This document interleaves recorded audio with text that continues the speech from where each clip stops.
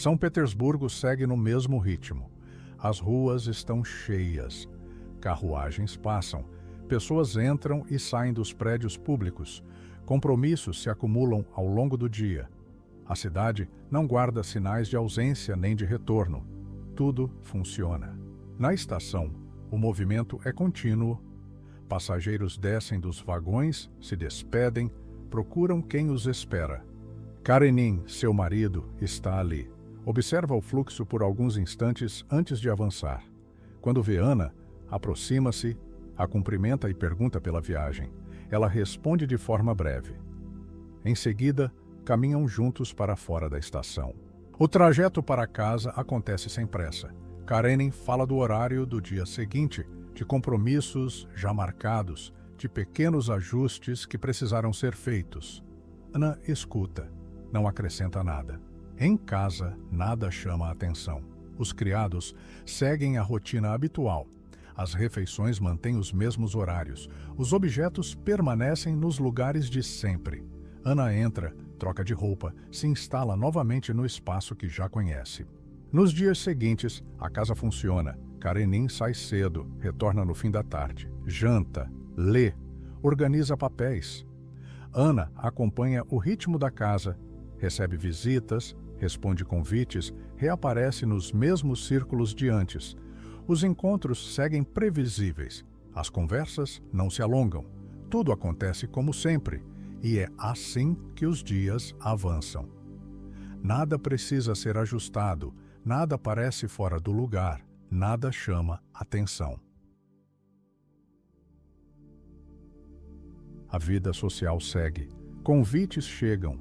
Visitas são marcadas. Jantares se repetem. Ana volta aos mesmos lugares, encontra as mesmas pessoas, ocupa o espaço que sempre ocupou. Nada chama a atenção. Ela escuta, responde, acompanha a conversa. Os assuntos mudam, voltam, se repetem. Política, viagens, conhecidos em comum. Tudo acontece do jeito esperado. Karenin aparece quando precisa. Cumpre compromissos, mantém os mesmos horários, fala com as mesmas pessoas. Ao lado dele, Ana segue o ritmo. Em alguns encontros, fala pouco, escuta até o fim e não absorve. Responde quando é chamada e se cala logo depois. Em meio ao movimento, passa mais tempo observando. Isso não incomoda ninguém. As reuniões continuam. As pessoas são as mesmas. A rotina social segue firme. Ainda assim, há momentos em que o silêncio de Ana se prolonga um pouco mais do que antes. Não chega a causar estranhamento. Apenas passa.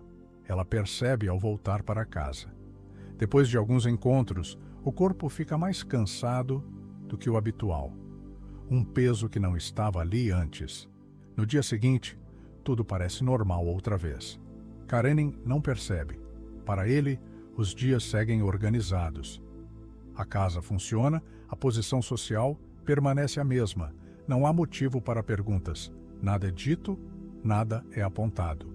Mas nem tudo acontece do mesmo jeito. Vronsky chega a São Petersburgo alguns dias depois. A cidade o recebe sem alarde. Ele se instala, retoma compromissos, reaparece nos mesmos círculos sociais.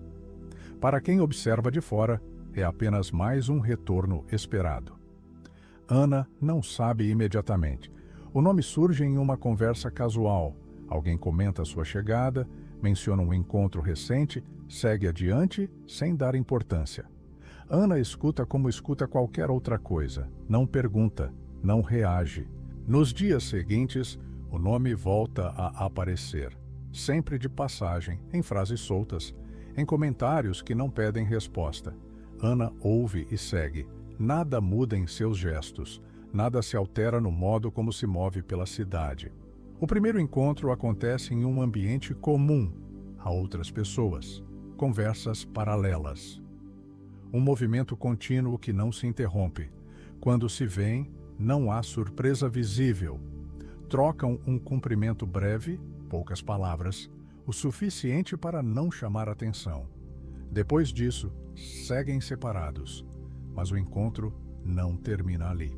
Ao longo da conversa, Os olhares se cruzam mais de uma vez, não por insistência, apenas acontece.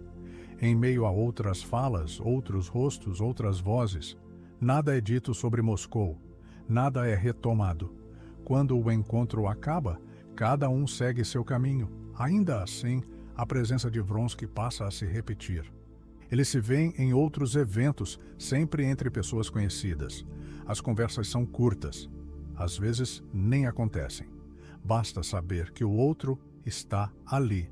Ana continua cumprindo seus compromissos. Conversa, escuta, responde quando é preciso, mas em alguns momentos perde o fio do que está sendo dito. Recupera logo em seguida.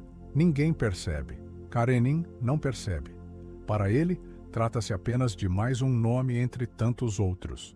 Um oficial conhecido, parte do mesmo círculo. Nada que exija atenção.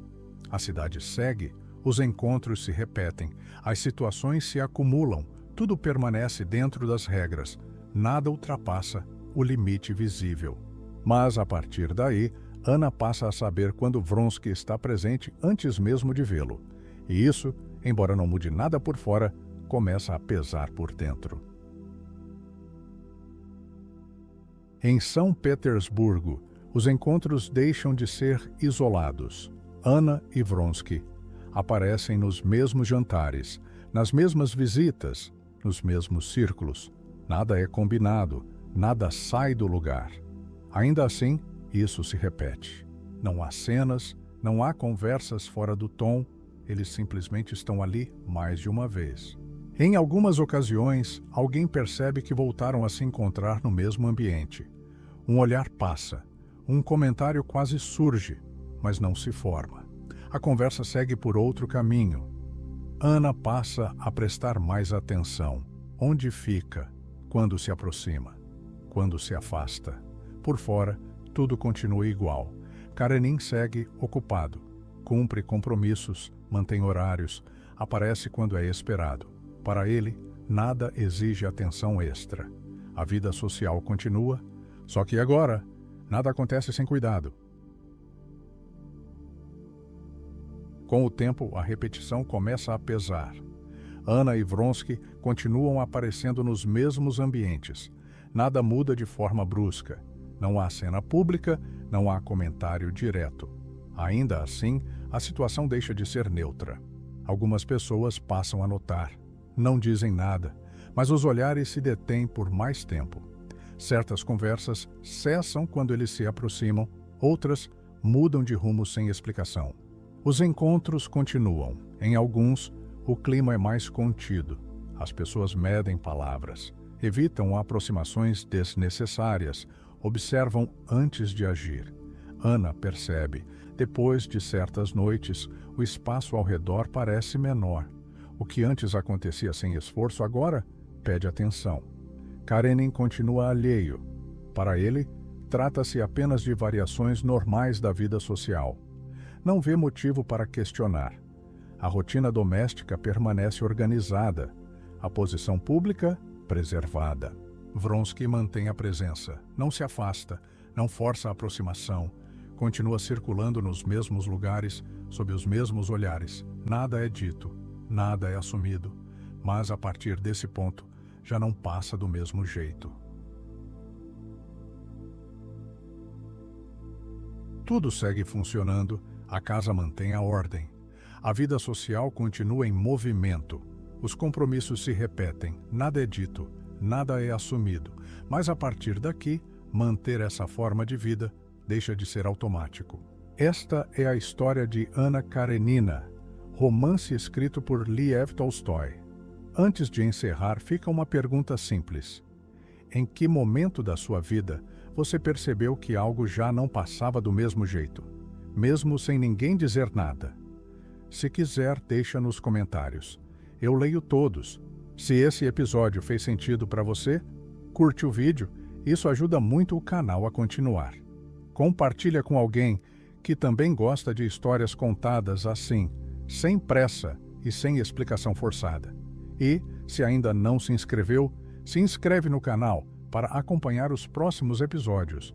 No episódio 3, seguimos com essa mesma obra quando a história entra no ponto em que já não dá mais para sustentar tudo, apenas com cuidado. Até o próximo episódio.